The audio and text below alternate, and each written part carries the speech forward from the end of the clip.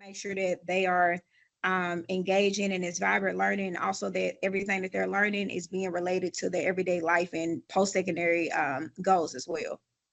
That is perfect. Thank you so much for sharing that. As part of that framework that we're going to be sharing out, we have local accountability in that, and some of the local accountability could be the portrait of a graduate that local district has. So thank you for sharing that out. Anybody else? You're Danville welcome. Independent is doing the same thing. We have Profile of a Learner, and I teach middle school. And so the Profile of a Learner, we have narrowed it down to from preschool all the way to high school. So that's what we're doing as a district to make sure that we're meeting those standards for all students. I just want to clarify. You're saying that they've got profile of a learner all the way down to preschool. Hmm. Oh, Yeah. that's amazing. Thank you for sharing that. That's great.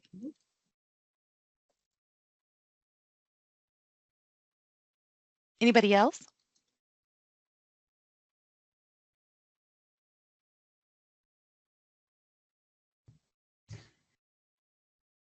All right, well, we'll move on if you're ready. Yep, I've got one more slide.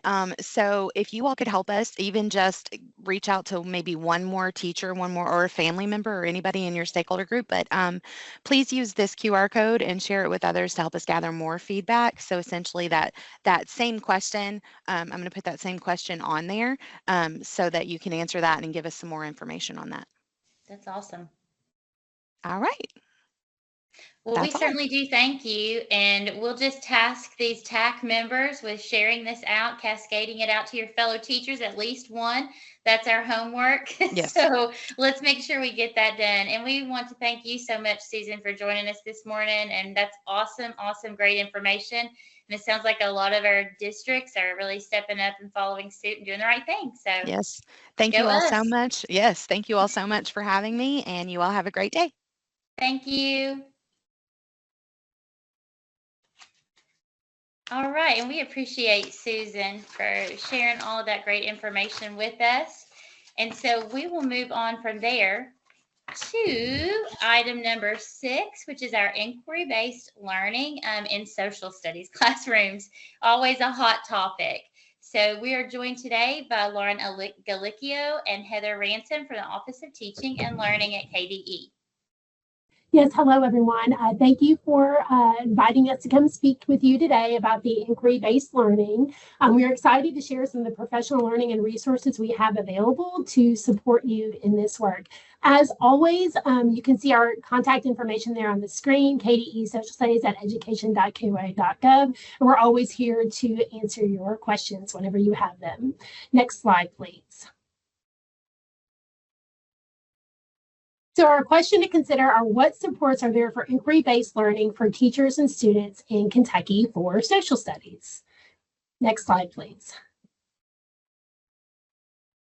So this graphic here shows how the CAS for Social Studies is organized. So the teal there shows the inquiry practices, and those are questioning, investigating, using disciplinary concepts, using evidence, and communicating conclusions. And so within the investigating, there are 4 disciplinary strands of civics, geography, economics, and history.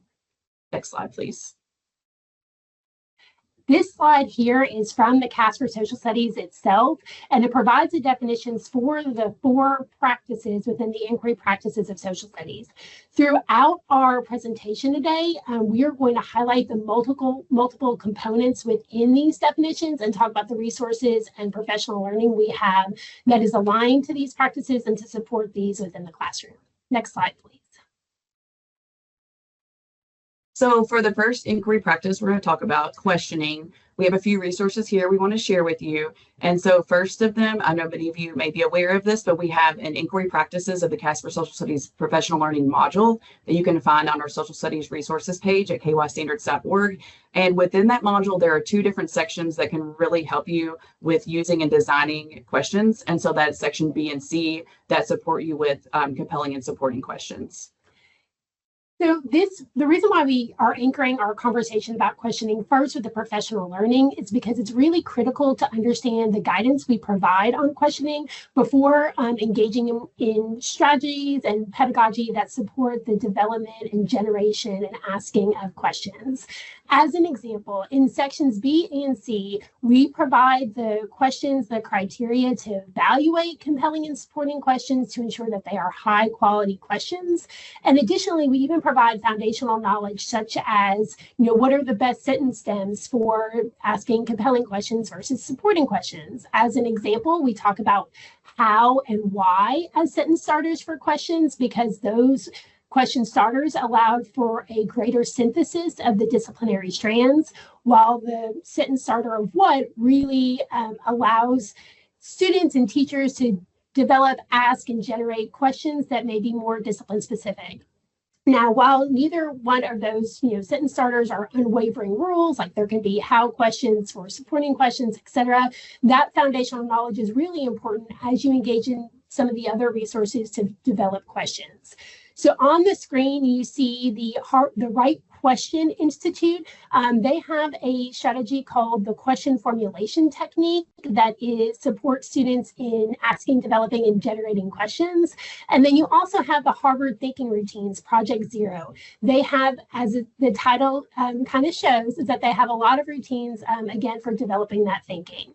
And both of these resources actually ask that teachers and students engage with these strategies regularly to build student proficiency in asking questions.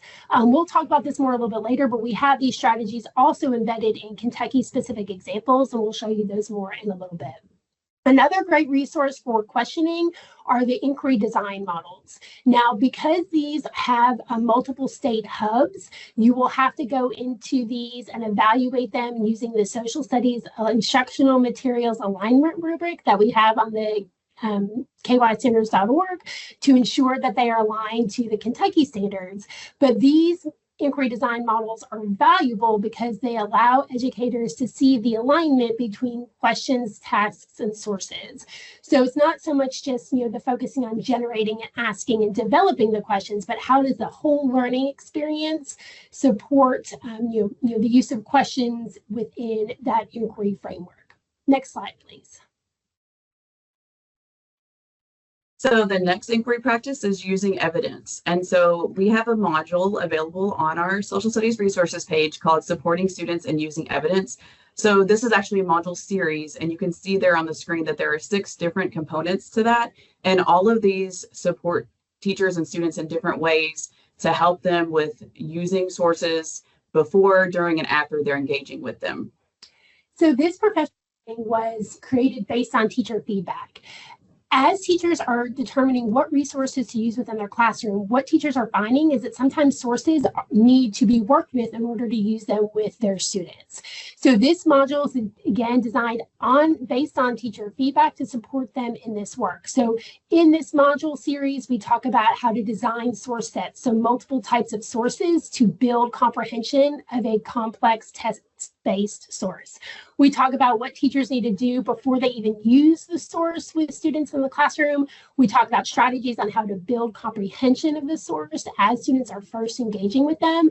And then we talk about what the CAS for Social Studies requires students to use with the source, to do with the source, like corroborating, contextualization, after they have read the source. Because it's important to remember that using evidence strand requires students to develop claims and counterclaims, cite relevant evidence, and evaluate sources. But in order to do that, we need to provide supports for students to understand those sources and for for teachers how to use those sources within the classroom.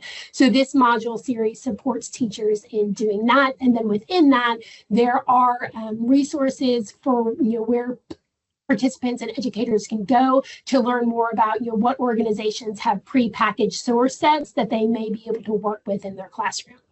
Next slide, please. All right, so next is communicating conclusions. So students communicate their conclusions by constructing arguments and explanations that address local, regional, and global problems. So there are many resources to support this work, but one example is Composition in the Classroom. So this resource contains guidance on the 3 modes of writing, which include constructing explanations and arguments. In addition, the KDE also provides writing across disciplines, which is an expansion of composition in the classroom. And this resource was developed by reading and writing teachers to help Kentucky educators provide students with opportunities to develop into confident, independent, and proficient writers. Another resource we have to support democratic discourse in the classroom is collaborative civic spaces. This module is currently being revised and updated, but as it is published now, those are the different sections there that are available.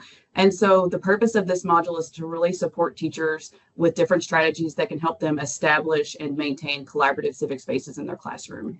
And this slide is a great example of the multiple components that you can find within the inquiry practices.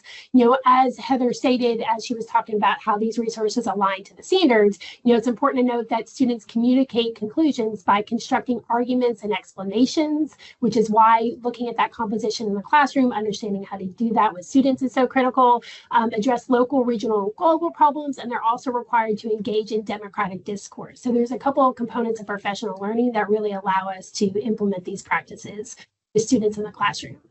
Next slide, please. Another resource we have that we're sure that you know about is our student assignment library. But one of the reasons why we're highlighting it here is because we want to elevate the teacher notes that you see on the screen. We have those available kindergarten through high school, and those are great places to see some of the resources we've talked about previously in this presentation in action, and in examples that are aligned with the Kentucky context and the Kentucky standards. So you will see as participants are going through those strongly aligned teacher notes, the last one listed under each grade level, you know, you will see the inclusion of the Harvard thinking strategies. You will see the inclusion of the question formulation technique. You will see multiple strategies to support student comprehension of primary and secondary sources of the using evidence standards. And then you'll also see some strategies to help support civil discourse in the classroom. So while we know that you all are very well aware of this, we just wanted to highlight that and elevate that because these are some of the best examples of seeing the strategies we've talked about before in a Kentucky context. Additionally, they have Kentucky student examples in it. So when possible, we worked with teachers in a workshop to implement these strongly aligned teacher notes to gain feedback on them to make them better. And then within that workshop, they provided student samples of the work so that we could see what Kentucky students doing social studies looks like. Next slide, please. Another resource we have to support you with investigating using the disciplinary strands is our webinar series. So currently we have an elementary webinar series that's published on our website, on our resource page. And so this contains several different webinars that have been recorded. The recordings are there, as well as the lesson plan and the slides that go along with it. And so within each of these webinars, we break down a disciplinary strand standard, and then a partner organization comes in and they take you through a learning experience that's aligned to that standard. And so the goal here is to really show what the CAS for Social Studies looks like in practice and what inquiry looks like in practice. And, you know, those are available right now for elementary. And these curriculum-based professional learning webinars, as Heather said, they're really designed to support what this looks like in practice. So these are interactive so that the webinar attendee can participate in vibrant inquiry-based learning, symmetrical to what is intended for the student experience. And it allows teachers to reflect on their practice as educators. So they are able to ask and answer the questions that their students will be asking in class. They will be able to participate in the activities, and they are led through that by a content area expert. So if for some reason there may be some piece of content that the educators don't know, they can ask those experts in the room, and they can understand how, you know, the pedagogical component of the lesson, how that allows students to demonstrate their knowledge of the disciplinary strand standards. This is just an extension of the work that we have been doing to help, again, allow those vibrant experience in social studies, what social studies looks like in Kentucky, allow for participants to experience that so they can see the synthesis between, you know, the content demonstration and the pedagogical implementation of inquiry. Next slide, please.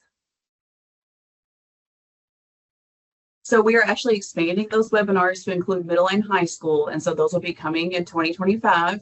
They will be published after they are done live, and so be on the lookout for those. And here on this slide, you can see some additional investigating using disciplinary strands resources.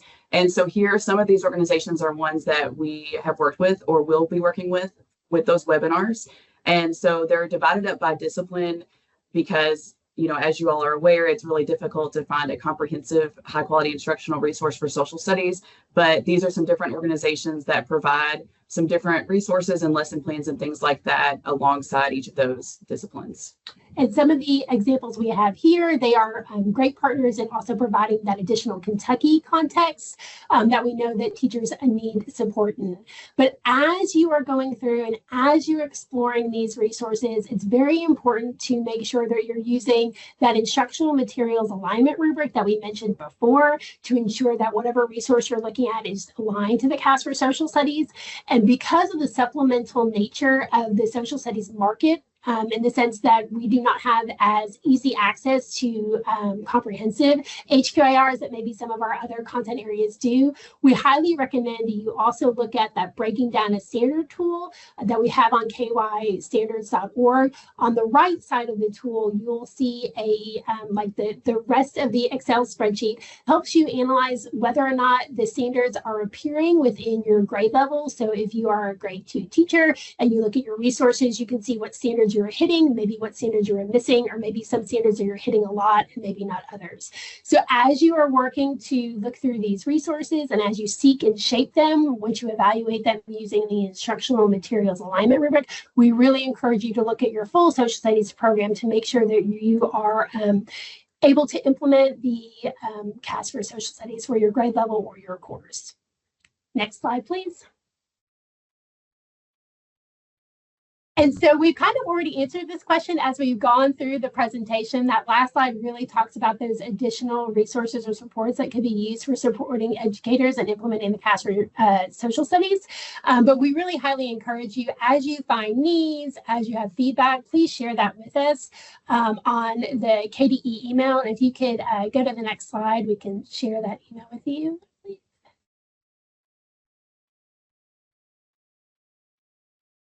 So I will just say our email. So our email is kdesocialstudies@education.ky.gov. So we're happy to entertain any questions that you have for us if time allows.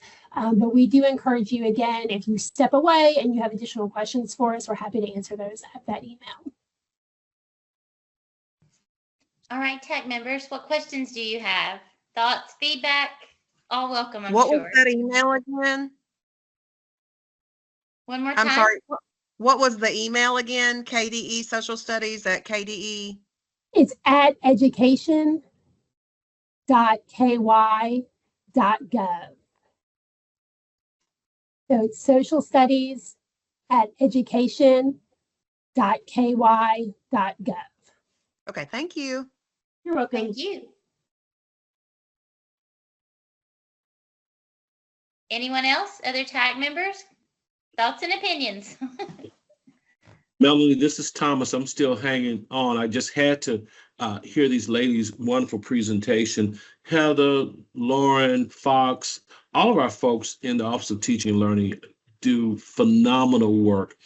It gets me excited for at least a little while about going back into the classroom when you see all these resources that our folks have put together. So thank you for this tremendous work. And, we're just in a great position, thankful for Lauren and Heather and our other folks in the Office of Teaching and Learning and the work that they do to prepare our staff and our kids. Thank you, Dr. Tucker. Thank you so much. Anyone else? Email, I Go think ahead. the email's on the slide here that we were asking about. Does everyone see their, I think Stacy's kind of highlighting it with her arrow. There it is. Perfect. All right. What questions do you have before we wrap up? All right. Well, thank you, ladies, so very much for joining us today. We appreciate all of that important and valuable information. Thank you very much. Thanks for having us. You're welcome. Take care. All right, and with that, and I thought that was great information, so engaging. We'll move on to agenda item number 7, our high quality instructional resources, HQIRs. And I think today we are being joined by Thomas Kraus from the Office of Teaching and Learning from KDE. So Awesome. welcome. Welcome. Thanks for having me. Always good to present to this group. I see a lot of familiar faces and a lot of people who are on other advisories, and I know through methods courses and other avenues. So excited to see some familiar faces and some new ones as well. We're glad I did to just have want, you. yeah, and I did want to just reiterate. I think one of the things that I did just want to reiterate about the work that Lauren and Heather do is that it's so intentional in supporting the social studies, and that is work that they do and work with educators to get those samples. So it is a lot of work on their part, but they are very intentional and want it to be useful for the field. So just appreciate them and all the work that they've done. But I will go ahead and get started. I am going to share. I'm going to take control. Okay, so I got that. So again, just talking about supporting teachers with HQIRs today. Crystal Rowland is our director in the Office of Teaching and Learning. I will have her contact up here at the end if there are questions, and I'll have some time for questions as well. But we'll just go through this, just some high notes, and just we'll get to the end and just let us know what questions you have. So we do have our strengthening Tier 1 instruction kind of graphic, and just to situate it here, high quality instructional resources serve an important role in providing that vibrant grade level learning for our students. But they're just one key element necessary for high quality instruction. And what this graphic does is it really shows the movement amongst those other elements from a district co-creating an instructional vision with stakeholders, including teachers, for what teaching and learning should look like in a given content area, to the effects we would ultimately want to see improve student experience and outcomes. Those gray areas, access to strong local curriculum, high quality professional learning, and the high quality instruction, those gray areas are kind of the bridge work that gets us there. True access to strong curriculum, HQIR, that helps realize the district's instructional vision, and the high quality professional learning leading that instruction. So in Kentucky, we talk about implementation in kind of 3 stages. There's the launch stage, early, and then the ongoing implementation. So the launch is generally kind of what you would think it would be, that early preparation that would occur prior to and as the curriculum is being implemented. Early implementation would be the learning that goes around that tends to occur within that first academic year for educators and staff. And then ongoing implementation, academic year 2 and beyond, really moves towards the established sustainability and refinement of the resource. One of the things I do want to point out is you'll notice that little replay button next to launch, and that really is thinking through, this is not something that is a linear process per se, but something that there are these pieces where you may have to relaunch. You'll have new staff every year, and you want to make sure that that new staff has that learning as well. It may be good. We've seen in a couple districts that we've done pilots with that they've just relaunched because they felt like, when they did it the first time, it was during COVID or something else had come up. So it's good to relaunch and make sure that that learning is continuous. All right. One other thing we have is the curriculum implementation framework. So district leadership, school leadership, teachers, students all play an important role in this ecosystem in the phases of implementation. So this is a screenshot from that CIP, or curriculum implementation framework. And this tool really intends to provide a detailed roadmap of key responsibilities broken down by role group for each of the 3 stages of implementation. Looking at the 4 columns there, you will see how the actions of each group kind of enable those of the next, from district leaders to students. You'll also notice this degree of somewhat of a gradual release with teachers taking more responsibility as that capacity builds. And this tool is really what we've seen it in our pilots be used for as a planning tool, self-assessment, reflection, and then used to identify specific areas in which coaching or additional support may be needed. We see that within our pilots in a lot of schools that we've kind of done site visits with, a lot of people are using this tool to focus their support for teachers in the implementation of an HQIR.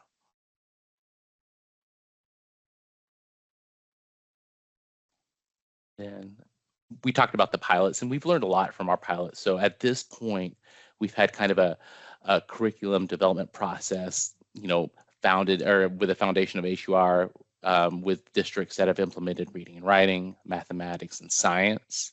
And overall, one of the things that we've noticed is a collaborative nature with shared responsibilities and distributed leadership at each and every level of the curriculum development process.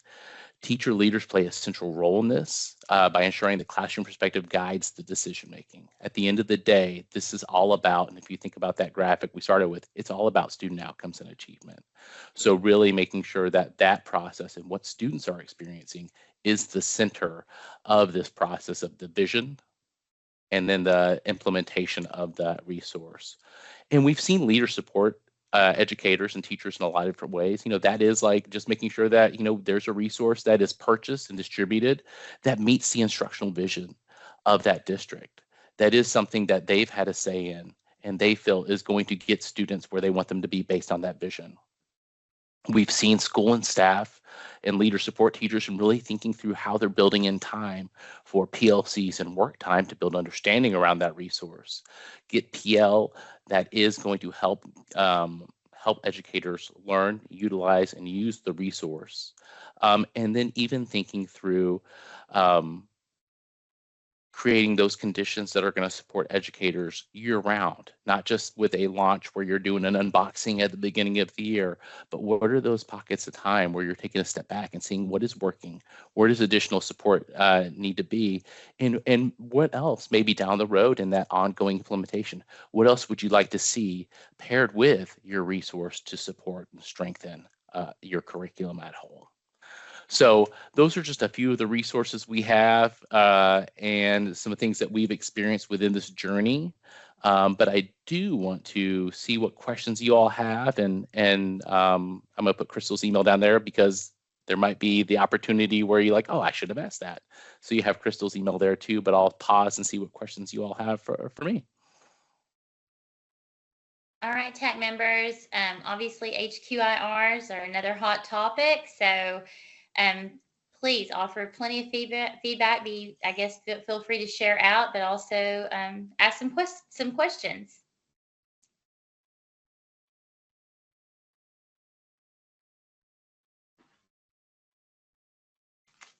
No questions? Hey, Emmanuel. Yeah. Oh, I see him. Yeah. So hey, good to see you. Hey, how's it going? Good, good. Good. So the world languages curriculum, is it going to be updated in the future? Someone said it was in the process or going to be one of the processes. I was just wanting to check on there, and I think everything's going well there too. Sure. So the world language standards were adopted, I think, in 2021. So they'll be on a cycle for revision coming up sooner than we think. So in terms of a curriculum, there's no update because we don't write the curriculum, but that standards piece will be coming, and so I would be on the lookout as we're getting closer to in that calendar. I'm sorry, I don't have it off the top of my head, but that calendar of that 6-year cycle is coming to an end in the next couple of years. And so there will be that period of public comment, which will be, I think, vitally important, especially for that community to really give us feedback on kind of what the standards should be. And then we will have the advisory panel and RC come together, review that comment and make changes as needed. But yeah, I am looking forward to that process for world language. Yeah, sorry, I said curriculum standards. Sorry about that. No, hey, you're all good. Yeah. Thank you. Thanks. Yeah, that was a great question. Thank you. Awesome. Anyone else? So I know the new art standards are coming up. So since I'm a theater teacher, we got those going on. Do we have any HQIRs in the works for across the disciplines, visual and performing arts? I think that's such a unique spot. Nationally, there's not something that is kind of tying all those pieces together. I think it is one of those things where it really is about, what are the resources that we can provide that allow for districts to be good consumers and ensure that those maybe instructional resources for dance or visual arts or media arts are really meeting the needs of kind of their students. But I do think one of the things that is important is going back to that kind of foundational piece of the instructional vision is districts, working to develop, what does it mean for, students in our district to graduate within the arts? What do we want those skills to be? And so I think there's those pieces that are always worth a conversation and development at the local level. And hopefully we get to a point where there is more work happening around those high quality instructional resources for the arts. I know that the national organization, I believe C-Day for the Arts, is working on reviewing and thinking through kind of what does the landscape even look like nationally for instructional resources in the arts. Years ago, we had a great handbook, and I still keep a class set of those on my shelf. So I wouldn't mind if, with or without assessment or program review, those may return. Well, thank you so very much. Yeah, thank you all for your Any other time. questions? All right. Well, we certainly appreciate you, and that was awesome content and information, and we really appreciate it. All right, thank you all. Bye-bye. Bye. All right. So up next, I believe we are on to supporting teachers. Oh, no, that's not it. Are we up with Beth? Are we up to Beth at this point? I think so. Yes. All right, we are here. So we are at Vocational Education Funding with Beth Hargis, who's from the Office of Career and Technical Education. And Stacy will get our dashboard back up here in just a moment. And Beth, you do not have slides to share today, is that correct? No, that is correct. All right, well, you are welcome to start whenever you are ready. All right. Thank you so much. It is a pleasure to be here in front of you. So I was posed with this scenario and a couple of questions. Poor pay has created a shortage of our CTE staff to fill positions, resulting in having to cut programs. So 2 questions. How do we incentivize, compensate fairly to keep these much needed programs for our students? And is the pay scale set by the state, or is this by district for vocational teachers? And so I want to thank you for bringing this agenda item forward and really for the opportunity to discuss. The Office of Career and Technical Education agrees, and there was a first part of this scenario that said, that we know that these are valuable and we know that they're needed. And so we agree that our secondary students, our students in general, are the untapped workforce. And many of our career and technical educators are occupation-based. They're coming directly to us from business and industry. And that alone causes a problem with finding instructors. And then, of course, you factor in the pay scale. So I'd like to address that second question first. And the second question, remember, was, is the pay scale set by the state, or is this by district for vocational teachers? And so the state operates, the Department of Education actually operates 50 area technology centers, and we refer to those as ATCs. They have a salary schedule which considers the statewide average of all salary schedules across the state, and that is approved by the Kentucky Board of Education. So that's how they are reimbursed for being a state employee. However, as we know, the majority of career and technical education takes place at the local district, whether within a center or the comprehensive high school. And those instructors and their salaries are the responsibility of the local districts, and so therefore subject to local district decisions and funding. Districts also have to consider the implications for general education teachers when making salary decisions. So the second question is really much more complex, and it's how do we incentivize and compensate fairly to keep these much needed programs for our students? Our office over the past couple of years, we've discussed a variety of different options, and I want to mention these, and then I'd love to open up the floor for some feedback, because I want to hear your thoughts as instructors. And I will say that the options are really not straightforward, and we've identified difficulties with each one that I'm going to talk about. So first, we've had a lot of talk about basing salaries on business and industry rates. And from, the logical standpoint, that sounds like it would be, the best way to do it, right? The teacher is coming from business and industry, and so we need to pay them what they would have made in business and industry. But you have to understand there are wide discrepancies for pays within particular professions. So when you think about a nurse, a registered nurse makes, their salaries vary quite a lot depending on, are they in a physician's office? Are they in a hospital?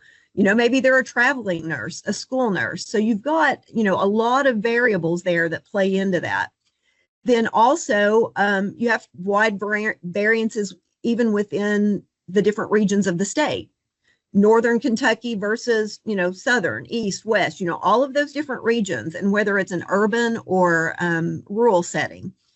So, we've discussed that, but we really can't find a good way to make that one happen or, to implement. And I'm saying that again, at least for the state, for the ATC instructors. Another option might be to provide extra work days, which could be used as externships. There's been an interest in this, and we know that externships are very beneficial. They get the teachers back into the business and industry so that they're staying current in the field and then able to, take that back to their students. And so it just means better instruction. But again, we don't have parameters nor guidance for an appropriate amount. So, if you're going to give them 10 extra work days, what are those work days worth? Is it simply the daily rate? Because when you consider some of the professions, it might mean, a couple of $1,000 increase. Well, does that really fix the problem across the board when you are thinking about overall salaries for teachers? And then, as I mentioned, it's going to be up to the local district. And remember, they have to consider, they have to just take into consideration the overall effect or any repercussions of increasing just CTE salaries and not touching general education salaries. Another consideration could be that local districts just increase CTE salaries by a given percentage. But again, some professions pay more, than others do. And so are you going to say that, the health sciences instructor gets a 20% bump, the engineering instructor gets a 30% bump? How are you going to do that? And so it really may not rectify the program overall. So again, we've really tried to come together and to think about all of these things and how we might be able to do it. But understanding, there are a lot of obstacles with this. Again, from the state perspective, we can only impact the state operated centers as far as a salary schedule. So everything else is at the local level. So I would love to open this up for your all's feedback on this and hear, what are you hearing in your districts? Are districts having discussions, and do you have any further recommendations? And Mr. Bratcher, I see you've got your hand up. Yeah, I think one of the things that would help retention and recruitment, because when I got hired in 2019, I was bringing 28 years of industry, and I got 0 on the pay scale, 0 years experience. So that there put me down at the lowest of lowest base pay, where if you all could possibly look at, giving these people that are coming from industry with years of experience where they have learned all the skills that they have learned, some experience points for their pay scale, where they may not have to start out at a rank 3 with 0 years of experience, but a rank 3 with 15 years of experience. And then that would help at least incentivize and saying, hey, well, I'm, not losing as much money as I would be with 0 experience. And it would help, shorten the bridge to be able to do that. Because, I was, later done got retirement from others where I wasn't in that big of a need of all those other things that a younger person with maybe 5 years experience, because I'm year 6 now and I'm the second most senior teacher in the building. There's only one teacher that stayed there. All the rest of them that are under me have, I've gone through 3 auto teachers, 3 machining teachers, 3 industrial maintenance teachers, 2 health science teachers, 2 business teachers. So I can see, the back doors not being closed. So I think if you can alleviate that years of experience would be able to help reduce that And thank you so much for bringing that option to the floor, because we have discussed that, and we do feel like, again, that could at least help with the situation. But and we've really considered that one. Now, it would take legislative changes for us for the area technology centers, and then again, the local districts would be up. It would be on their plate as far as to take that over at the local district. But you're right, that could be an option that would increase it some. And I think you bring up a good point too, because, and I actually copied this off of the teacher retirement system website, because teacher retirement system is a Social Security replacement plan. And so you just said you've got 28 years of business and industry experience. And so through that time, you were paying into the Social Security system, where, a lot of general education teachers may not have that background, and they, so the majority of their retirement investment is tied up in KTRS. So I also think that that's a hindrance to us being able to recruit out of business and industry, because if you bring someone like yourself, you're the perfect example, who has got years under their belt in Social Security, and with the Social Security, with this windfall that exists, that's going to cut the amount of Social Security benefits you're able to earn when you retire. And it's difficult to say, because everyone's situation is going to be different as far as whether that the makeup in that would be covered, that gap would be covered through KTRS. A lot of people don't stay long enough really to get vested into the system and be able to earn enough, that would make up the difference. So thank you for bringing that one up. I think I saw someone else's hand up.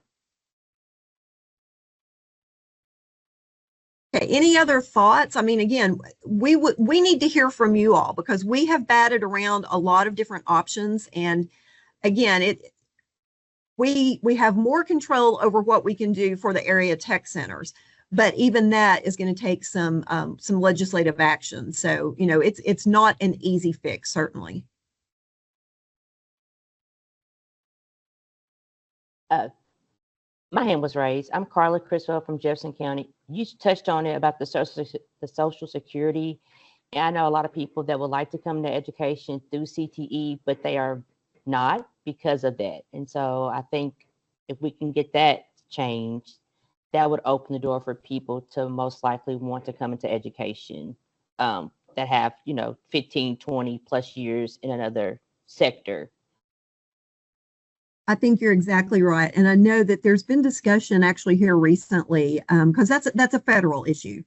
And there's been some discussion in Washington as far as, trying to change some of that. But and sadly, I don't know where that stands currently. But thank you again for bringing it up. I think that, and I'm one of those people. I have an MAT. My bachelor's was in accounting, and I worked in accounting for years. And so, I am that person. And so, of course, it's very relevant for me. I think I saw another hand raised. I put my hand up real quick, Beth. I was going to say, I think that requires federal interaction, and we're the only state other than Louisiana and the SREB that does not allow for that.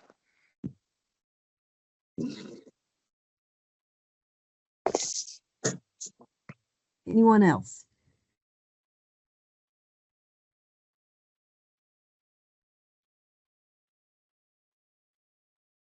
I was the teacher that never had really good wait time. So I will say, I'm happy to close this out for this section, but I encourage you, please feel free to email me or anyone in our office if you have any ideas, thoughts, or any additional questions. Again, we're looking into it.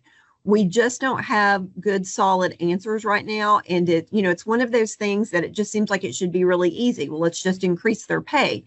But when you really get into the nuts and bolts of it, just like everything, it gets very convoluted and complex. And so we need to hear from you all on this. So I appreciate the opportunity. And if you, my email address, it's beth.hargis and then the number 2 at education.ky.gov. So please don't forget the number 2 on there. But again, really excited actually to hear from you. So we're open to any and all ideas.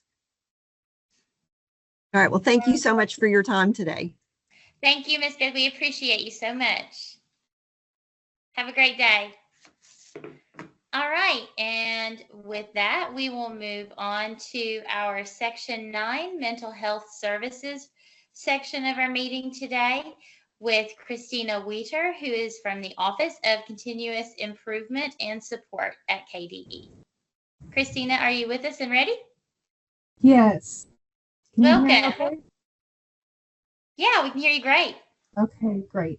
Thank you. Thank you. So I'm going to try to give a high-level overview, and then I'm happy to answer any additional questions or where you'd like more detail, or I might be able to come back and provide some additional information at a later time based on your specific interests. But I'm in the Division of Student Success. We have one branch that is the Safe and Supportive Schools branch that does a lot of work around school mental health, infusing that into your multi-tiered systems of support, providing training and support around trauma-informed practices, all of those kinds of things that we sometimes refer to as even psychological safety. So we have a whole division that really supports that, a whole branch that supports that work. So excuse me, I'm recovering from a cough, so I appreciate your patience with that. But if there's any follow-up questions that I can answer around that, please let me know, and I can also direct you to some of our staff that do a lot of that work on a daily basis. One of the things that we have been talking about in a multi-agency policy academy led by or convened by the National Governors Association, and so the Lieutenant Governor's Office has been leading this work, is to really look at how schools can expand mental health services in schools. And one of the partners in that work is the Department of Medicaid Services. And they are very interested in trying to expand their school-based services to encourage districts to bill for mental health services in addition to some of the other services that they may already be billing for regarding. I think I'm not an expert on this, but I can definitely connect you to someone who's much more in the weeds on the details. But my understanding is that there are a lot of schools that may bill Medicaid for like the school nurse or maybe some special ed services. But there are some mental health providers that you could also be billing Medicaid for. You just have to do some, get yourself set up in the system properly. And again, I can connect you to someone who can help do that. So it's not specifically a grant. But it is a funding source that can help you make better use of the resources that you have. And that being said, maybe not every student in your school is Medicaid eligible, but for the ones that are and are receiving services, you can bill for them, and you may even be able to bill some private insurance for some of the other students. But there are a number of ways that some schools and districts are doing that. Again, I am not the expert on this, but it is something that I'm learning about, and we are trying to help encourage Medicaid and school districts to work more efficiently in this area. So I can certainly connect you to someone else who can provide more details if you're interested in that. The next item I wanted to highlight for you all is the schoolsafety.gov website, which is basically a collaboration between a number of different federal agencies that all have a role in school safety. Excuse me. So one of the tools that they have created is this Grants Finder tool. And we're kind of in a weird, space right now as far as funds that are available that are appropriated through Congress, and also different initiatives that have been led by the White House and the administration there. One of the biggest that has come out in the past couple of years has been the Bipartisan Safer Communities Act, which some of you may have heard about. This was the big bipartisan piece of legislation that was passed in the wake of the Uvalde tragedy. And so there were a number of different grant opportunities that came out of that, particularly focused on school mental health initiatives. There was a state grant that was sent to all of the states called the Stronger Connections Grant, where each state got a certain amount of money, and then they created a competitive process. So I'll talk about that a little bit later. But so there were competitive grants that districts could apply to the state for, but that ultimately came from federal sources. And so that schoolsafety.gov is going to be a place that you'll want to check periodically. I think they might even have an email listserv that you can sign up for to be notified when different funding sources become available. And again, those might be from SAMHSA, they might be from the U.S. Department of Education. This Stronger Connections grant was through the U.S. Department of Education, but we have some other federal grants that we administer in our division that are actually from SAMHSA, which is the Substance Abuse and Mental Health Services Administration agency. And so I've even seen some maybe through the Department of Justice or other different agencies that you might not necessarily think about providing funding to schools and districts. So that's another really great resource.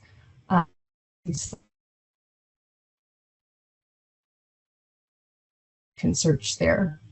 As I said, when I did a quick search the other day using that tool, there wasn't a lot coming up because I think we're in this sort of like limbo phase where there might be some new funds that come out. We're hoping that the Stronger Connections grant will be receive an additional round of funding, since it was a bipartisan piece of legislation. But as of this time, we haven't heard anything about that happening. So there are also a few state grants that you may or may not be aware of. Probably your district leaders are aware of that, but that's something that is just, I think, important to be familiar with. So once Kentucky passed the School Safety and Resiliency Act in 2019, as many of you know, there was a goal established for creating a ratio of 1 to 250, either school counselors or school-based mental health services providers, 1 per every 250 students. When it was originally passed, it wasn't a budget year, but they later added some funding to help meet that goal. Again, that's a goal. It's not a requirement. It is a goal. The legislature appropriated about $7.4 million that was determined to be divided equally among all districts. So all districts ended up getting about $43,000 to pay for a school counselor or school-based mental health services provider. So that's one source of funding at the state level. If the legislature were to increase that, that's something that, I think folks would certainly appreciate, but it's not really under the control of KDE. So if that's something that's important to you, I encourage you to your legislators to talk about that particular funding source and see whether or not there might be any interest at the state level or in the legislature for increasing funding around that. And then the Safe Schools Flexible Focus Funds have been around for a number of years, and those are very flexible. A lot of schools, I think, use them for maybe alternative education or other behavioral supports. Some of them might use them for SROs, but they can be used for school counselors and school mental health providers.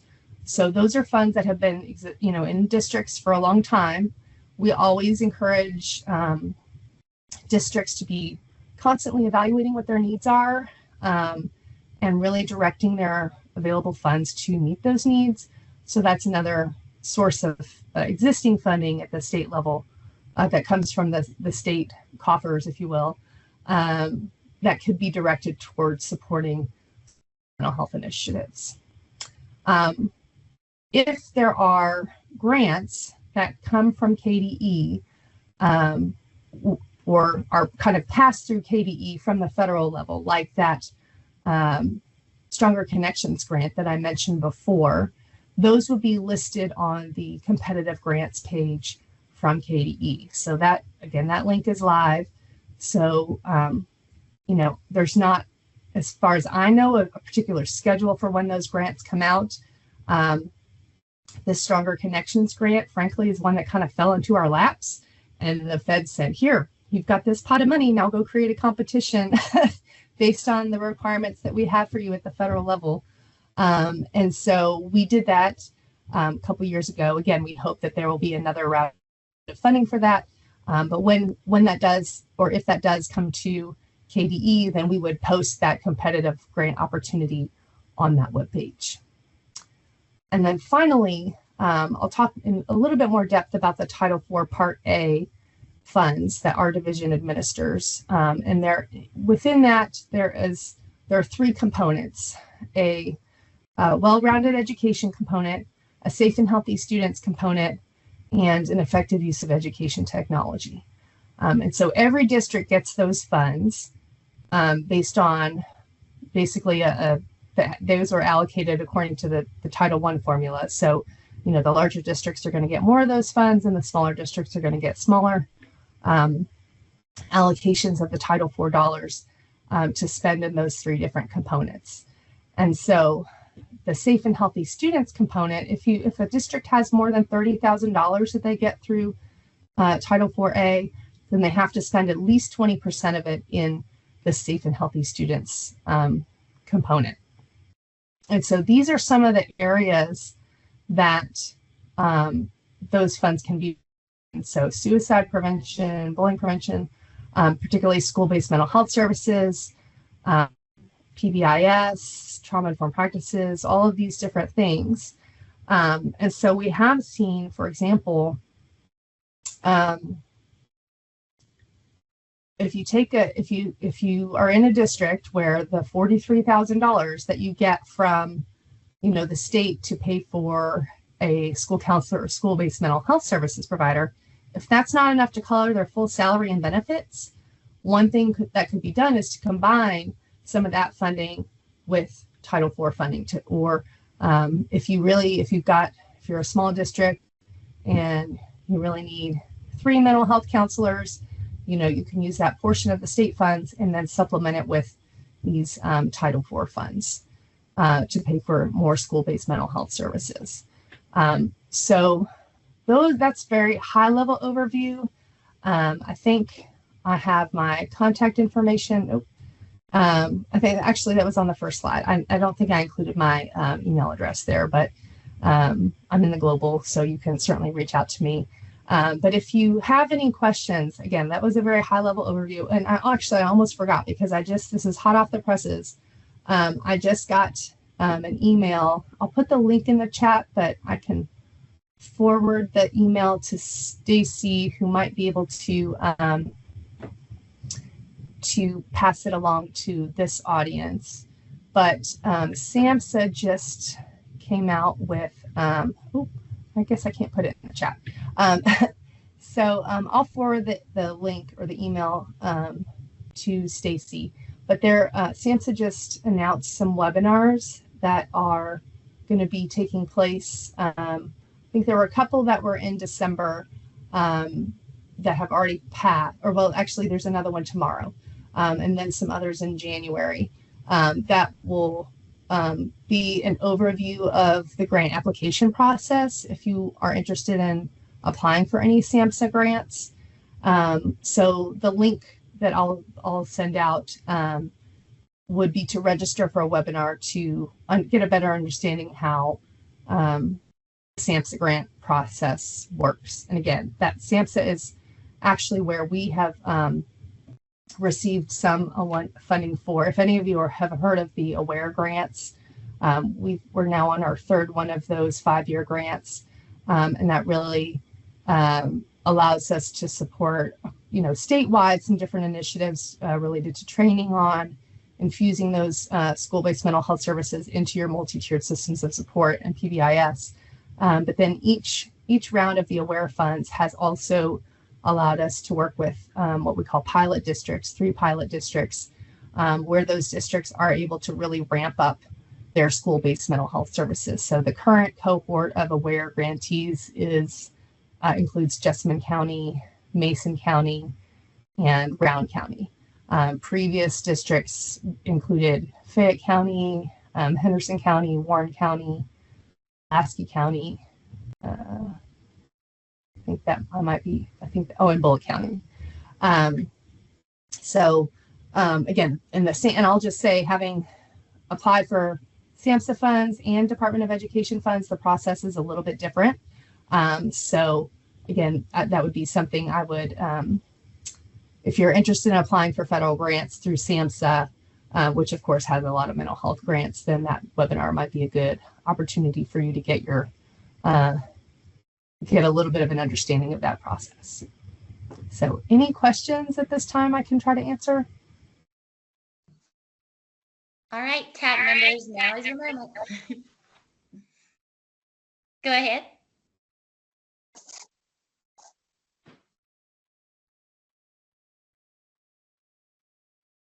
I thought we had a question, Christina. Now is your moment, TAC members. Step up. Did you say that Warren County had already applied for these grants and everything, or did I mishear that? Excuse me. So Warren County has been a previous recipient of the AWARE grant funds. I think their work on that project has wrapped up, but with the AWARE grant is not really something that districts apply for. KDE applies for those grants, and then based on the work that we have done across the state with our PBIS training, we've really looked at which districts have been able to develop a certain level of infrastructure to be able to make them more likely to be successful in implementing an AWARE project, because we've learned from the first round of AWARE that if there was not a certain level of readiness in the district with where they were with their PBIS implementation, and then being able to infuse some of the mental health supports in there, and particularly an ability to partner with their community mental health providers. That's like kind of the crux of the grant, is not just hiring a whole bunch of mental health providers, but actually partnering with the existing resources and providing a more seamless integration of those services into the PBIS or the MTSS framework. We, based on what we know about the work in the districts, that's when we, might reach out to a district to say, hey, we think that you've got a certain level of readiness. So they're kind of hand selected for participating in that AWARE grant if they are interested. So Warren County did participate in that, but their 5-year grant has ended. Okay, thank you for clarifying that. I had always wondered where they found all of this money to do some of the things that they've done for mental health in our district. That makes a lot of sense. So thank you. And I'll just add that one of our previous districts, I'll just call them out because they do great things. Fayette County, they were in the same, they were in our very first cohort of AWARE. And as that was wrapping up, their community felt like this was such an important area of work. And, the timing was such that it kind of happened, I think not long after we had that tragedy in Marshall County. Their community passed some additional tax measures to be able to fund some efforts to sustain the work around school mental health and school safety beyond the time that their AWARE grant was ending. So for them, that timing worked out, and they were able to leverage some local funds to be able to help sustain the progress that they had made with their AWARE grant implementation in that very first round of AWARE grants.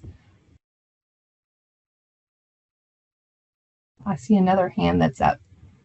I'm not sure who it is. That's me. My name is Tony Pater. I'm new to the council. I'm from KSD.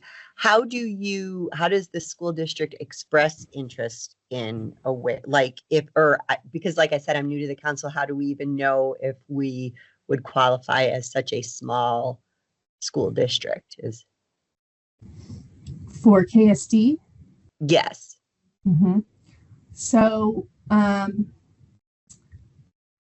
think, like I said, it really has to do with, we have, part of our state level work is providing a lot of training and support in collaboration with co-ops around the implementation of PBIS. And so when we see that there have been, like maybe every district and school is able to apply for fidelity recognition, so for example, that's one way that you kind of get on our radar. Obviously with KSD and KSB, you're already kind of more closely connected to the Department of Education with the way that you were structured. And so we can certainly have a separate conversation around that, because I've actually KSD had been a part of a previous AWARE grant, but I think there is for any district to be successful in that, there has to be a certain level of readiness and infrastructure and ability to implement PBIS at a high level of fidelity before you can really add on these additional components in terms of integrating the mental health services. So if that's something that you all feel like there's a readiness for, then let's definitely have some more conversation about that in case there's another round of AWARE funding that's coming out. We're just in the second year. We just started the second year of AWARE 3. So again, that's a 5-year grant. They don't typically overlap a whole lot. So it might be a few more years before we get another round of AWARE funding, assuming it continues to be funded through Congress.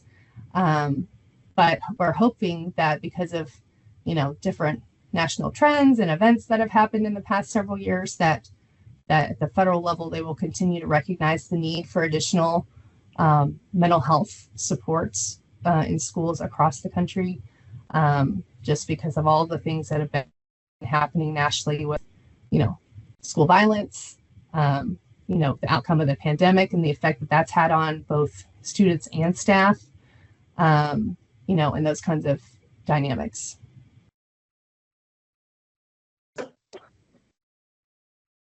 Thank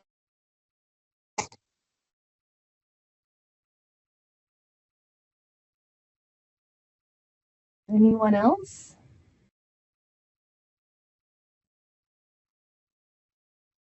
Anyone else with questions?